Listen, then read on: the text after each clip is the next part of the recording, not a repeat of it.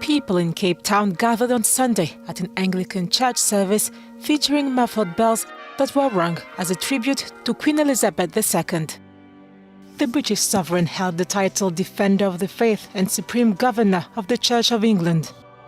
This occasion is for the Queen Elizabeth II, who's recently died, and there's an official period of mourning in the UK, and of course the Queen is the leader of the Anglican faith.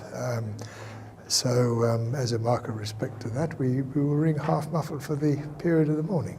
The passing of the Queen marks the death of a second prominent figure for the South African Anglican Church. Earlier this year, Archbishop Desmond Tutu was buried at the Cape Town Cathedral. I think with confidence say about Queen Elizabeth is that she personified those values of integrity, of decency, of good manners. Archbishop Desmond always used to say, don't raise your voice, raise the level of your argument. So he as an individual was at a very close affinity in terms of the kind of moral culture. The British monarch died Thursday after a 70-year reign and is starting her last journey back to London for a state funeral on September 19. The village of Praia Branca on the Cape Verdean Island of São Nicolau is now known as Terra de Sodade. This is where the house of Casa da Morna was born, named after the song immortalised by Cesária Évora. The building chosen was the former home of Armando Soares, who composed the morna Sodade in the 50s of the last century. We want the town of Praia Branca, through the morna Sodade, to be an attraction for the island of São Nicolau, because if today Cape Verde is known, when we have any doubts about where Cape Verde is, we only have to sing the morna Sodade and people remember where Cape Verde is.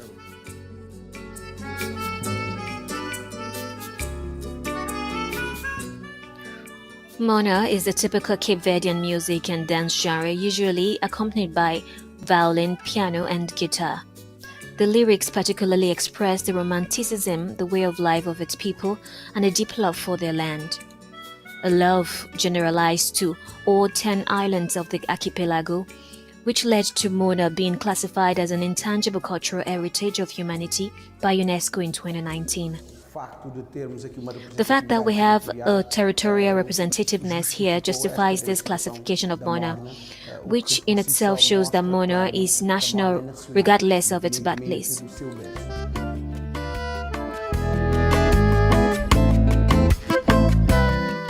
The Casa de Morna Sodade was the second most visited museum in Cape Verde in 2021. It has another interpretative center for Morna on the island of Brava, the Casa Meu Eugenio Tavares, and is preparing to open a house of Morna on the island of Boa Vista, regarded as the birthplace of this musical genre.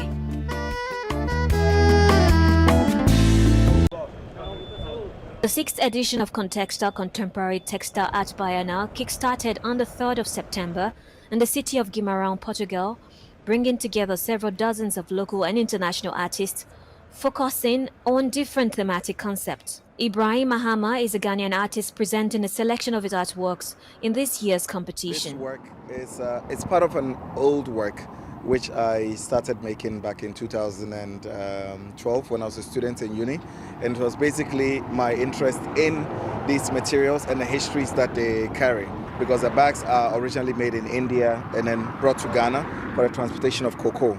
And cacao is like one of the highest commodities in Ghana and also in the world market. So I was more or less interested in the contradictions within the material in terms of when it's being used again and again and how it ages over time. It's not just also about the history, but also about the aesthetics. Because when you look at it, there are many forms of imaginations or ideas that comes into one's mind depending on where they are coming from. So for me, I'm very much curious to see how the public reacts to the work. The international competition exhibition is composed of over 50 artworks. The jury will also award an acquisition prize of €6,000 and honorable mentions at the biennial event. On Tuesday, Kenyan President-elect William Samuel Ruto will be sworn in Kasarani Stadium, Nairobi. William Ruto's team has offered exclusive broadcast rights to MultiChoice Kenya Ltd, an affiliate of South African pay TV group which will provide a channel for the rest of Africa. Local journalists and media organizations have criticized the move. Once the winner of the August 9 general elections will take the oath of office, he will be followed by his DP, Rigathi Gachagua. Uhuru Kenyatta is expected to hand over the instruments of power, including a ceremonial sword and a copy of Kenya's constitution, to the country's fifth president since independence. The Treasury Department has allocated 200 million shillings, or $1.6 million, for the inauguration ceremony. Reports mention about 20 heads of state who will attend the event. From Kenya and Nigeria to South Africa and Uganda, Queen Elizabeth's death met with an outpouring of official condolences, mourning and memories of her frequent visits to Africa during her 7 decades on the throne. Kenyan officials signed a book of condolence at the British High Commissioner's residence in Nairobi. The loss of the Queen is a loss not only to the United Kingdom, but it is also a loss to the Commonwealth and to the world. She had a long life of service and duty. She was an example for the world about how to lead with dignity and with grace. But many Africans reflected more on the tragedies from colonial times, including events that occurred in the first decade of her rule. We would like to remind the British and the incoming king of the British that it's not necessary for them to continue using